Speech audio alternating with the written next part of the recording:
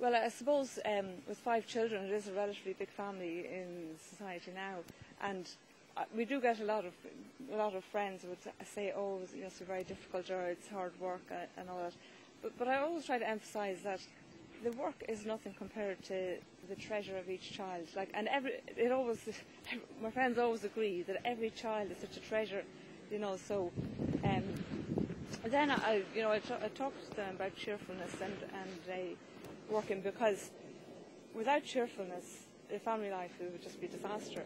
And the chapter of St. Josemaría is in the way on cheerfulness. I often bring it to prayer, to if I'm feeling kind of tired, or at bedtime, when it's the children's bedtime, it's a difficult time, that the points might come to my mind, that kind of really me getting cross or angry with the children just because I'm tired isn't, it's not a good example to them, and it's not, conducive to their formation. So, I think the idea of working on cheerfulness, and of course, in a large family, there's so many moments that you couldn't exchange for any money.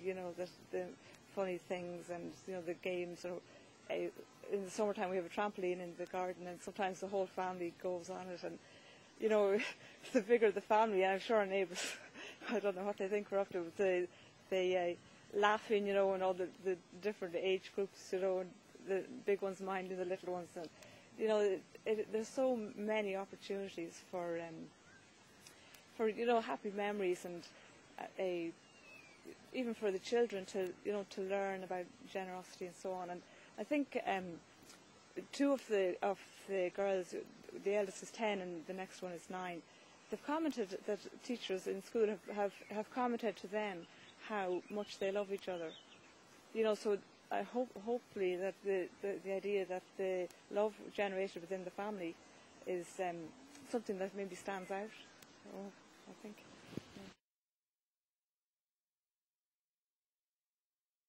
In medicine, many of the things you see day to day are very much the same, and then some things are extraordinary occasionally and serious and very upsetting and very demanding. And yet, so the temptation is when you come home after any hard work, that is, to either there's a concept of a man sitting and withdrawing back into his cave and wanting to read a paper or watch television or be very quiet.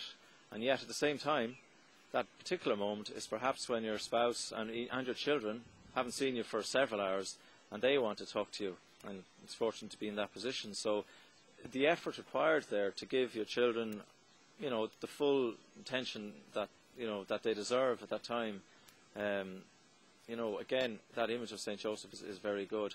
And of course to your spouse as well. Life is made up of many everyday small things and a few big events. But again, even in terms of holiness and the path to heaven and in love of God, it's the love of God in the small details, like playing with the children or reading them a book before bed, or going out to the garden and throwing a bit of football with them or something, or looking at dolls, if you have daughters, which you may not be particularly interested in, but to put that effort in, that's love. As St. Josemaría, he said, one thing in particular, it came to him during prayer was as if he heard our Lord saying, love is deeds, not sweet words. So we can talk a lot, but it's actually doing things that really shows the love. And again, that's a phrase and a prayer of his that comes to mind very often, every day.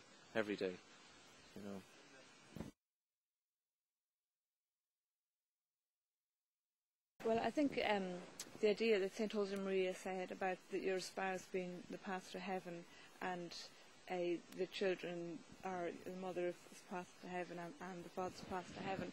And so when there are difficulties, tiredness or illness, or as John was saying, the tedium of every day, that you see that is your path to heaven. And then instead of being a kind of a boring, tedious, same thing every day, or they're seem to be telling the children the same instruction for 25,000th time, that is actually part of your path to heaven. And by teaching the child, for the 50th time the same thing, that you're forming their soul that way, and that eventually it will have the results.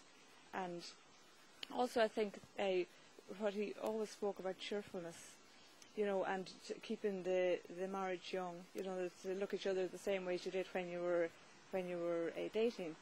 That you know, so to not look on your spouse as a kind of just someone that you have to iron their shirt, or someone else that's in the house, but that this is the person that God has known from all eternity, that it has chosen to help you and you for Him to get to heaven.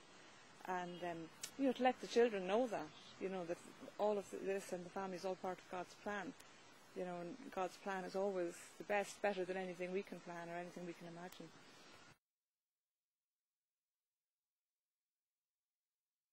One particular aspect, San Josemaría had a great love of Saint Joseph in particular, and he often, you know, would picture Joseph not maybe as a traditional image of a maybe, you know, an older man, but a younger, strong, healthy, virile man, but yet quite a background figure, but yet worked very hard and was given an immensely important task of you know, of being the foster father of our Lord.